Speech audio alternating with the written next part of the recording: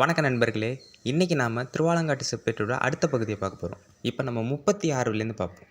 மு கடைசியா நம்ம சித்திரரதன்ங்கிற மன்னன்ல முடிச்சோம். இப்ப சுரகுருர் அபவத் ததியே வம்சே குலபவ நம் விஜயேந்திரா யுவத்யாக நிஜ மகிமாஜி தாந்தகஸ் ஸ்வராஜ்ய நரபதிராப மிருத்யுஜித் சமாக்யாம்.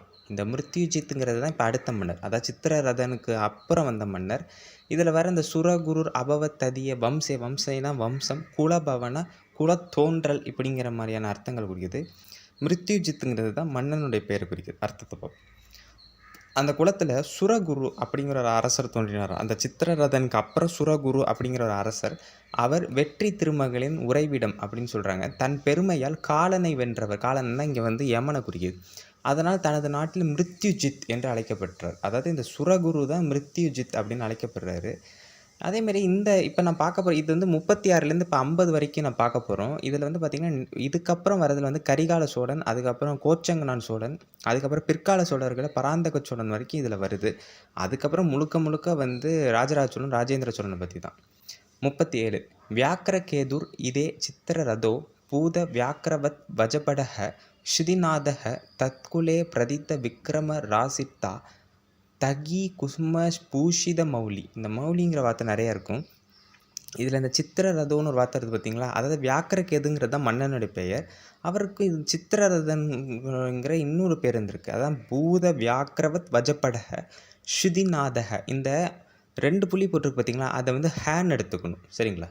அடுத்து அந்த குலத்தில் அதுக்கப்புறம் வியாக்கிரகேது அப்படிங்கிற சித்திரரதன் பிறந்தார். இன்னொரு சித்திரரதன் இவர். அவர் புலி பொறிக்கப்பட்ட கொடியை உடையவர். இதுலேருந்து தான் புலி சின்னம் பரவப்பட்டது அப்படிங்கிற மாதிரி இதில் சொல்லப்படுது. வீரத்தின் திருவுருவான அவர் அத்திப்பூக்களாலான மகுடத்தை உடையவர். மகுடம் அணிவாங்களே, அரசர் மகுடம் அணிவாங்களே, அதில் அவர் அத்திப்பூக்கள். ஏன்னா சோழர்களுடைய பூ அத்திப்பூ. அந்த அத்திப்பூவை மகுடமாக அணிஞ்சவர் அப்படின்னு இதில் குறிப்பிடப்படுறார்.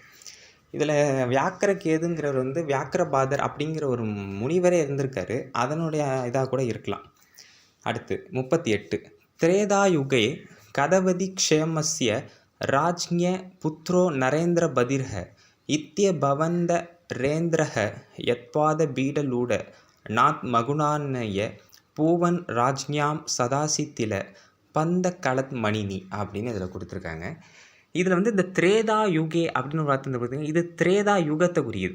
அதாவது ராமர் வாழ்ந்த அது இது இப்போ கட்டுக்கதையாக கூட இருக்கலாம். ஆனால் புராணத்தில் என்ன சொல்லப்படுதுன்னா, இந்த திரேதா யுகங்கிறது ராமர் வாழ்ந்த காலம் அப்படின்னு குறிப்பிடப்படுது. அதில் வாழ்ந்த ஒரு மன்னரை இதில் குறிப்பிடுறாங்க. திரேதாயுகம் முடிந்த போது இவர் புத்திரனாக, இப்போ சொன்ன பார்த்தீங்களா வியாக்கிரகேது, அவருடைய மகனாக நரேந்திரபதி அப்படிங்கிறவர் தோன்றினாராம். அவருடைய பாதத்தில் பீடம் வைப்பாங்க பார்த்தீங்களா, அது உராய்ந்ததுனால, அதாவது உராயுது பார்த்தீங்களா, அது உராய்ந்ததுனால பல மன்னர்களோட மகுடங்களின் மணிகள் அதாவது பிற மன்னர்கள் இருக்காங்களே, அவங்களோட மகுடத்தின் மேலே தான் இவர் காலே வச்சிருப்பாராம். யார்? இந்த நரேந்திரபதிங்கிறவர் அந்த பாதபீடத்திலே கால் வச்சிருக்கும் பொழுது பிற மன்னர்களோட மகுடங்களில் மணிகள் சிதறுனுச்சு அப்படின்னு அதில் குறிக்கப்படுது. அடுத்து 39 உபரிசர இதிஸ்புடாபி தானஸ் சுரபதி தத்த விமான காமசாரி வசுர ரவிநாச ஹைதுருச்சைர் தினகர வம்ச சிகாமணி ஸ்ததோபுத். இதில் சிகாமணின்னு ஒரு வார்த்தை இருக்குது பார்த்தீங்களா? இதை நிறைய இதில் நீங்கள் பார்க்கலாம், சிகாமணிங்கிற வார்த்தை. இதில் இந்த காமசாரி அப்படிங்கிற வார்த்தைகள், இதிஸ்புடாபி தானஸ் அப்படின்னு சொல்கிறது, சுரபதிங்கிறது அந்த மன்னனுடைய பேரை குறிக்குது. அதே மாதிரி இன்னொரு பேராக இந்த சிகாமணி அப்படிங்கிற பெயரையும் வழங்கப்பட்டதையும் இதில் குறிக்குது. அர்த்தத்தை பார்ப்போம். அதன் பிறகு சூரிய குலத்தின் சிகாமணி, அதாவது அந்த ஒளி மிகுந்த மணி போன்ற வசு அப்படிங்கிறவர் பிறக்கிறாரு. இவருக்கு உபரிசரன் அப்படிங்கிற இது எல்லாமே வடமொழி பேருங்க. இந்திரனால் வழங்கப்பட்ட விமானத்தில் தன் விருப்பம் போல் செல்லும் பெருமையுடைய இவர் அசுரர்களை அழிக்கும் எண்ணத்தில் ஈடுபட்டவர் ஆவார். அதாவது இந்திரன் விமானம் வச்சிருப்பார்ல, அந்த ஐராவதம் யானையை பூட்டி அதில் ஒரு விமானத்தில் பயணிப்பார். இன்னொன்று உச்சை சிரவஸ் அப்படிங்கிற ஒரு குதிரையும் அவர் வைத்ததாக சொல்கிறாங்க. அந்த விமானத்தில் தன் விருப்பம் போல் செல்லும் பெருமையுடைய இவர் அசுரர்களை அழிக்கும் பணியில் ஈடுபட, அதாவது இதெல்லாம் கொஞ்சம் மிகைப்படுத்தி, அந்த மன்னர்களை மிகைப்படுத்தி சொல்கிறது. இதில் நிறைய கட்டுக்கதைகளும் இருக்குது தான், அதை பார்த்தாலே தெரியுது. இருந்தாலும் இருக்கிறது சொல்கிறேன். 40 ஸ்வபாரஸ்ய விராமஸ்ய ராஜசூடாமணே குலே விச்வஜின் நாம விச்வேஷாஞ்சியே தாசித் அரிபுப்ருதாம். இதில் வந்து பார்த்திங்கன்னா நிறைய வார்த்தைகள் வந்து படிக்க முடியாத அளவுக்கு இருக்கும். ஏன்னா கிரந்தங்கள் வந்து நமக்கு யாருக்குமே இன்னும் பயன்படாமல் தானே இருக்குது. அதனால் இந்த வடமொழி கொஞ்சம் கஷ்டமாக இருக்குது. அந்த குலத்தில் துவாபர யுகத்தினோட முடிவில், அங்கே திரேதா யுகத்தினோட முடிவில் பிறந்தவர். இவர் துவாபர யுகத்தின் முடிவில் பிறந்தவர் யாருன்னா விஸ்வஜித் அப்படிங்கிற ஒரு மன்னர் தோன்றாரு. பகையரசர்களை எல்லாம் வெற்றி கொண்டதால் இவர் அரசர்களுக்கு சூடாமணியாக திகழ்ந்தார் அப்படின்னு குறிப்பிடப்படுறாங்க. இதில் வந்து இந்த செப்பேடுகளில் வந்து எல்லா இடத்துலையுமே 4 யுகத்திலையும் குறிப்பிடுறாங்க. அதாவது சத்தியயுகம், கிரேதா யுகம், அப்புறம் வந்து துவாபர யுகம், அப்புறம் இந்த கலியுகத்தையும் குறிப்பிடுறாங்க. அதாவது இப்போ இந்த கோச்செங்கனான் இந்த மாதிரி மன்னர்களெல்லாம் எல்லாருமே கலியுகத்தில் தான் இந்த செப்பேடுகள் வந்து குறிப்பிடுது. அதை வைத்து பார்க்கும்பொழுது இதில் பாதி உண்மை பாதி பொய்ங்கிறது வந்து நல்ல தெளிவாக தெரியுது. அடுத்து 41 சகலாவணி பால மௌலி பெரும் மணிமாலா கலிதைஸ் சமர்ச்சிதாக கமலா நிலையக கலாகரக பெருநத் கிளிர் அபு தத்தன்வய. இதில் இந்த பெருநற்கிளின்னு ஒரு மன்னர் இருந்தார் தெரியுமா? அதாவது கரிகால சோழனுடைய அப்பான்னு சொல்லப்படுற பெருநற்கிளி, அவரை பற்றியானது இது.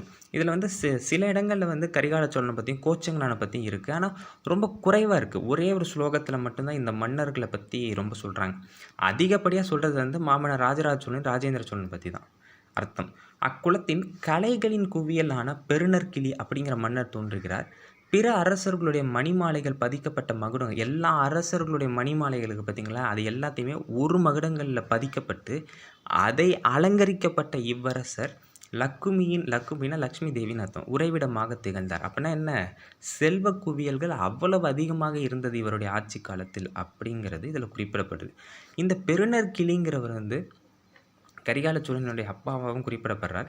கரிகாலனை வந்து இந்த இதில் வந்து எப்படி குறிப்பிடுறாங்கன்னா கலிகாலன் அப்படின்னு குறிப்பிட்றாங்க. கரிகாலன் குறிப்பில்லை, கலிகாலன் அப்படின்னு. ஏன்னா இயற்பேரே அதாக தான் இருக்கும் போல்.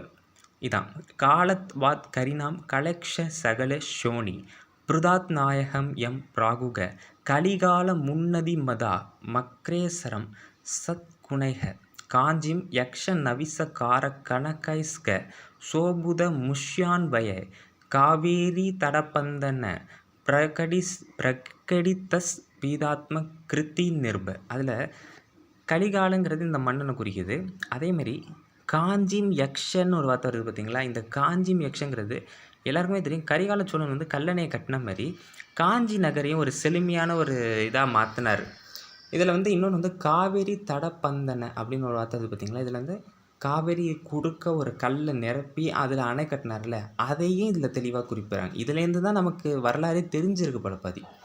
அர்த்தம், யானைகளுக்கும் கலிகாலத்திற்கும் காலன். அதாவது யானைகளே வந்து கரிகாலனை பார்த்தா மிரளும், அந்த மாதிரி ஒரு காலன். அதில் கலிகாலன் எனப்பட்ட இம்மன்னர் அரசர்களுக்கு அரசர். அப்படின்னா இவர் ராஜராஜ சோழனையெல்லாம் விட மிக புகழ் பெற்றவர்னு அர்த்தம். இக்குலத்தில் பிறந்தார். நற்குணங்களை உடைய பெரியோர்களின் முதல்வராக இவ்வரசர் திகழ்ந்தார்.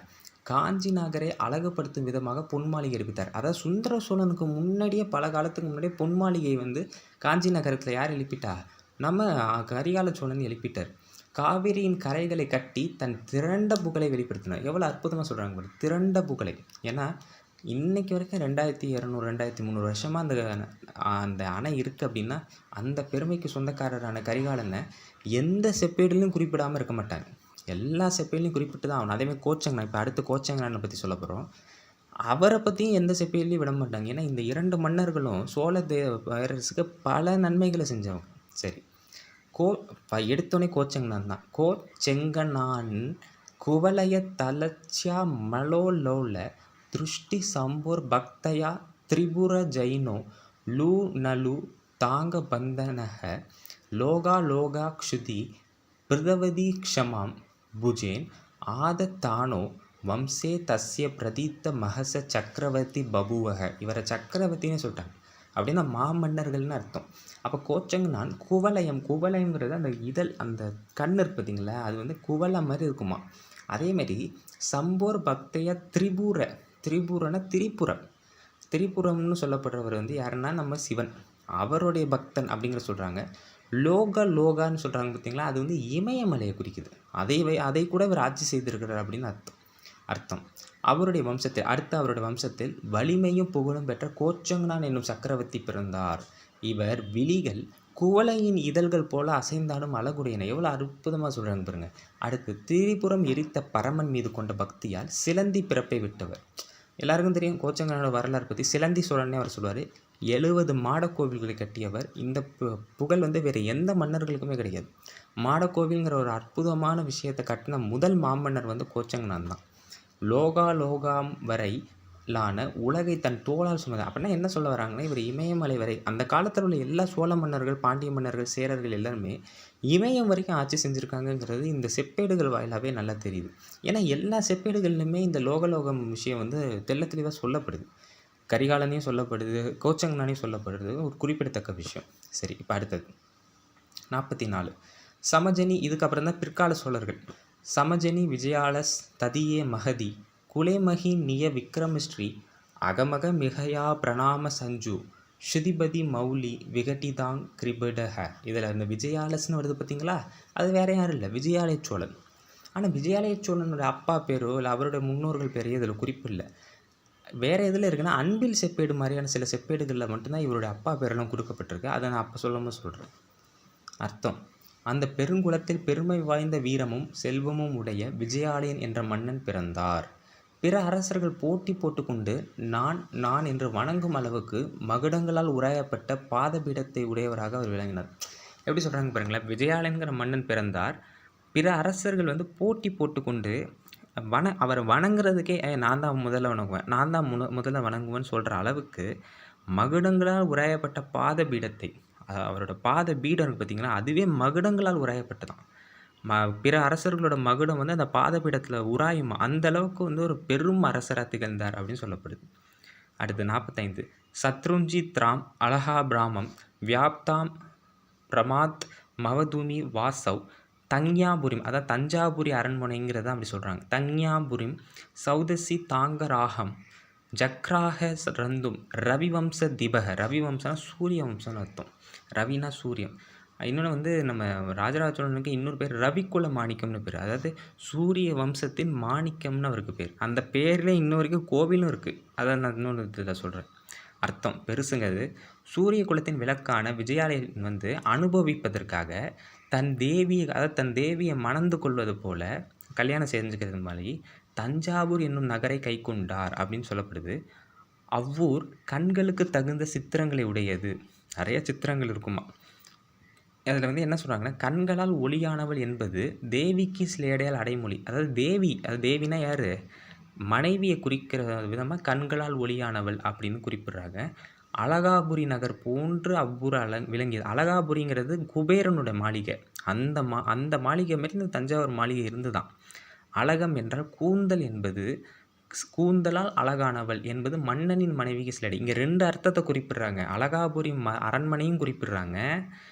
அந்த அழகம்ங்கிறது கூந்தலால் அழகானவள்னு மனைவியும் சிலேடையாக குறிப்பிட்றாங்க. அடுத்து கட்டடங்களால் ஆகாயம் வரை பரவியது. அதாவது இங்கே 2 விஷயமாக சொல்கிறாங்க. கட்டடங்களால் ஆகாயம் வரை பரவியதுங்கிறது ஒரு விஷயம். மறைமுகமாக என்னென்னா, ஆடையால் மறைக்கப்பட்டவள் என மனைவிக்கு சிலடை. சுண்ணத்தால் மாளிகைகள் வண்ணமாக விளங்குகின்றன அப்படின்னு இந்த பொருள் சொல்லுது. அடுத்து 46 அத பிரதிஷ்டாப்பிய நிசும்ப சூதனும் சுராசுரர் அர்ச்சித பாத பங்கச்சாம் சது சமுத்திராம் பரசோபி நிம் புவம் பபாரமாலா மிவத்தத் பிரசாதத்தை அப்படின்னு சொல்கிறாங்க. இதுக்கப்புறம் கொஞ்சம் சின்னதாக தான் இருக்கும். இதுவும் வந்து விஜயாலய சோழனை பற்றி தான் குறிப்பிடுது. இப்போ நீங்கள் இதில் பார்க்க போகிற அடுத்த 5மே பார்த்திங்கன்னா விஜயாலய சோழன், ஆதித்த சோழன், அப்புறம் வந்து பராந்தக சோழன் தான். அதுக்கப்புறம் அந்த கண்டராதித்த சோழன்லாம் கொஞ்சம் சின்னதாக வரும். அப்புறம் ராஜராஜ சோழன், ராஜேந்திர சோழனுடைய இந்த வடமொழி பகுதி முடிஞ்சுவிடும். மொத்தம் 137 ஸ்லோகம் இருக்குது. அர்த்தம்: பிறகு சூரர்களாலும் அசுரர்களாலும் வணங்கப்பட்ட பாத தாமரைகளை உடையவளும் நிசும்பன்கிற ஒரு அரக்கனை கொன்றவள்ங்கிறதுனால வதைத்தவளுமான துர்க்கை. அதனால தான் நிசும்ப சூதினிங்கிற ஒரு கோவில் விஜயாலயன் வந்து கோவில் கட்டி பிரதிஷ்டை செய்தார் அப்படின்னு குறிப்பிடப்படுறது. அவளுடைய கருணையால் 4 கடல்களையும் ஆடையாக கொண்டு திகழும் பூமி தேவியை ஒரு மாலையை போல தாங்கினார். இதெல்லாம் ஊமையோட சொல்கிறது. ஆனால் தஞ்சாவூர் பக்கத்தில் இருக்க வடபத்திர காளியம்மன் இன்றைக்கி சொல்லப்படுற அந்த நிசும்ப சூதினி கோவிலில் விஜயாலய சோழன் தான் கட்டினார் அப்படிங்கிறது இந்த ஸ்லோகங்கள் மூலமாக நமக்கு தெளிவாக தெரியும். சரிங்களா. அடுத்து 47 இதுக்கப்புறம் ஆதித்யவர்மன், ஆதித்த சோழனை பற்றி. ஆதித்யவர்மா நிருபதிஸ் தனுஜோ புதாச்சிரய சந்திஷ்ணஸ் தரஸ்வி தோஷா பணிதௌ சததம் பிரவர்த்துஸ் சன்மார்க்கவர்த்தி க்ஷிதிம் அன்வரக்ஷக் அப்படின்னு சொல்கிறாங்க. இதில் வர இந்த ஆதித்ய வர்மா அப்படிங்கிறது வந்து மாமன்னர் ஆதித்த சோழனை குறிக்குது. ஏன்னா ஆதித்த சோழனும் ஒரு மிகச்சிறந்த அரசர். அவர் வந்து விஜயாலய சோழனுக்கு ஒரு மிகப்பெரிய உதவியாக இருந்தார். விஜயாலய சோழன் திருப்புரம்பியம் போரில் ஜெயிக்கிறதுக்கு மிக முக்கிய காரணமே ஆதித்த சோழன் தான். சரி, அர்த்தம். அவருடைய மகனான ஆதித்தவர்மர் பூமியை காத்தவர், அறிவாளிகளுக்கு அடைக்கலமானவர், அறிவுடைய வியாழன் தான் குரு பகவானை குறிப்பிடுது. அறிவுடைய வியாழனை போன்றவர், செயல்களில் வேகமிக்கவர், பாவங்களை போக்க எப்போதும் விரும்புபவர், நன்மார்க்கத்தில் செல்பவர். இதெல்லாம் கொஞ்சம் ஓமை தான். இருந்தாலும் வந்து அந்த காலத்து மன்னர்கள் எல்லாரையுமே தவறாக குறிப்பிடாமல் எல்லாரையும் கொஞ்சம் புகழ்ந்து தான் குறிப்பிட்டிருக்காங்கங்கிறது ஒரு நல்ல விஷயமா இருந்தாலும், இந்த முற்கூட்டி நிறைய மன்னர்கள் பேரை சொல்கிறாங்க பார்த்தீங்களா, அதெல்லாம் கொஞ்சம் வந்து ஏற்றுக்கிற மாதிரி இல்லை. கொஞ்சம் கட்டுக்கதை மாதிரியும் தெரியுது. சரி, அடுத்து 48. தஸ்யை கதவல சத்திர சாயா மாச்ரித்திய மேதினி அச்சர்ம கர்ம ஜன்மார்த்தின் ஆப்யஜா நத் கதாசன அப்படின்னு குறிப்பாங்க. இதெல்லாம் ரொம்ப சின்னதாக இருக்கும் இதுக்கப்புறம் வர்றது. இதில் வர இந்த இது வந்து பார்த்திங்கன்னா, இதுவும் வந்து ஆதித்த சோழன் அவர்களுடைய புகழை தான் இதில் குறிப்பிடுறாங்க. அர்த்தத்தை பார்ப்போம். அவருடைய ஒரே வெண்கொற்ற குடையின் நிழலை சார்ந்த பூமகள்னால் நிலம், இது பூமின்னு அர்த்தம்.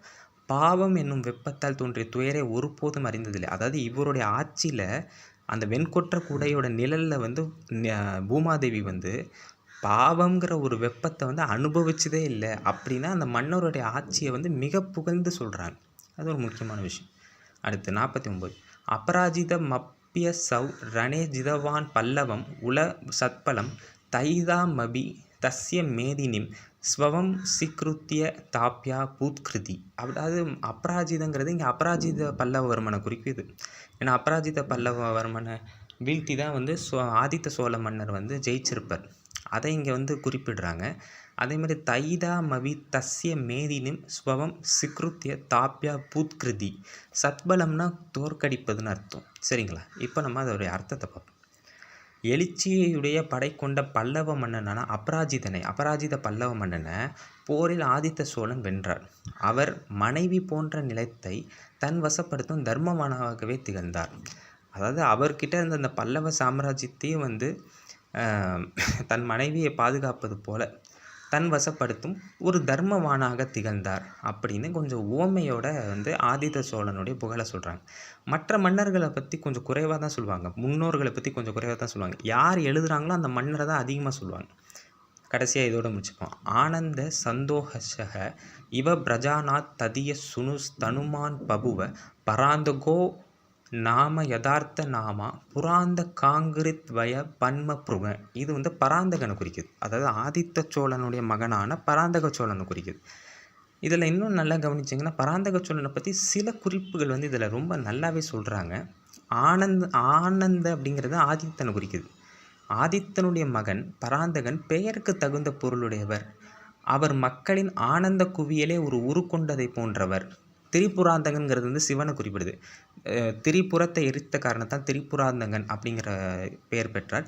திருப்புராந்தகனின் திருவடி தாமரையினில் வண்டானவர். சிவனுடைய திருவடியில் வந்து தாமரை இலை இருக்குது பார்த்தீங்களா, அதில் வண்டு போல சுற்றிக்கிட்டே இருப்பாராம் பராந்தக சோழன் அப்படிங்கிறது இந்த செப்பேடில் 50வது பாடலோடு முடிக்கிறாங்க. இப்போதைக்கு 50வது பாடலோடு நம்ம முடிச்சுப்போம். இன்னும் வந்து பார்த்திங்கன்னா 87 ஸ்லோகங்களுக்கு, மொத்தம் 137 வடமொழி ஸ்லோகங்களுக்கு அதில் 87ன்னு இருக்குது. அதை நம்ம அடுத்த பதிவுகளை ஒன்று ஒன்றா பார்ப்போம். நிறைய மன்னர்களோட புகழை சொல்கிறோம். இந்த தகவலை எல்லோரும் பகிருங்க. நன்றி, வணக்கம். மறக்காமல் சப்ஸ்கிரைப் பண்ணுங்கள்.